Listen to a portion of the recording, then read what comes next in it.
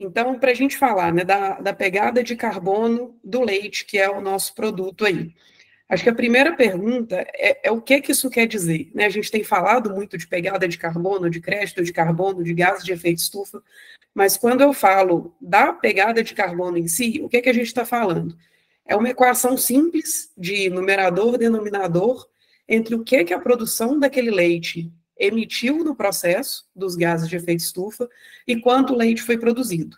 Então, assim, de forma simplista, mas eu entendo que é o objetivo a gente, né, começar por aqui, a gente vai ter que estimar tudo que foi emitido de gases de efeito estufa, né, de gás carbônico, de metano, de óxido nitroso nesse processo de produção do leite, e quanto leite foi produzido. A gente dividindo o total de emissões pelo total de leite produzido, a gente vai ter uma medida de intensidade, que é a nossa pegada de carbono efetivamente. Então, falando das emissões, que é o numerador dessa nossa equação. Então, como eu falei, a gente precisa da soma de todas as emissões de gases de efeito estufa durante o ciclo de vida desse produto. Eu vou voltar nessa informação do ciclo de vida aqui em breve. Falando aí dos gases de efeito estufa, a gente vai considerar aqui, né, isso é o que as normas aí mundiais, né, as normas ISO, todas as diretrizes recomendam, é o quê? São os gases com potencial de aquecimento global. Então, são gases que o IPCC determinou um fator de aquecimento, de potencial de aquecimento global para aquele gás frente ao CO2. Então, o CO2 é o gás de referência, e aí, por exemplo, o metano, o óxido nitroso, eles recebem um valor que vai ser multiplicado pela quantidade daquele gás que foi estimada para o processo, para que a gente tenha equivalentes de CO2. É uma forma de balizar tudo como se fosse transformando o metano, o óxido nitroso, para CO2 no quesito potencial de aquecimento, né? Que a gente sabe que esses gases eles diferem entre si, tanto no potencial de aquecimento quanto no tempo de permanência na atmosfera. Então, o que a gente está falando aqui é muito desse potencial de aquecimento. E aí a gente vai investigar e fazer um levantamento de todas essas emissões. Então, né, do que eu estou falando quando são essas emissões? O primeiro, acho que é o mais óbvio, né, o metano emitido pelos animais, o metano entérico. A gente vai ter metano e óxido nitroso oriundos do dejeto desses animais. A gente vai ter aí também, né, a questão das emissões associadas à aplicação de fertilizantes no campo, o CO2 emitido pelas máquinas dentro dessa fazenda.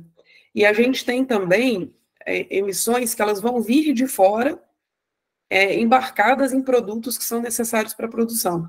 Então, por exemplo, os alimentos que vêm para a fazenda, né, que vêm importados aí de fora da fazenda, todos os nossos concentrados, minerais, os subprodutos, claro que isso difere, né, qual é essa carga de emissões ou o que ela traz para dentro da fazenda, mas todos eles vão trazer de alguma forma, então isso tem que ser computado.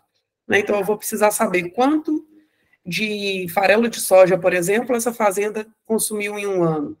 E eu vou precisar de uma base de dados que me indique qual é a pegada de carbono desse farelo de soja, para que eu possa fazer uma equação e colocar isso na minha soma de emissões. Da mesma forma, todo combustível, toda a eletricidade que é consumida nessa fazenda, eles vêm também com a sua própria informação de emissões que eu preciso considerar. E da mesma forma, os fertilizantes. Então, assumindo aqui, né, esse cenário básico aqui das atividades que ocorrem dentro da fazenda, e esses recursos que vêm de fora, né, basicamente os alimentos, os fertilizantes, o combustível e a energia elétrica, a gente considera aí todas as emissões que foram estimadas para aqueles recursos que foram consumidos na fazenda nesse período, e a gente transforma isso tudo, de acordo com a recomendação mais recente do IPCC, em equivalentes de CO2. Então, vocês vão ver um termo, CO2 é que, em muitos lugares. Isso é essa medida da soma das emissões. E aí a gente tem um denominador, que é basicamente o total de leite que foi produzido naquela fazenda naquele período, que normalmente é um período de 12 meses, corrigido para gordura e proteína. E por que a gente precisa corrigir?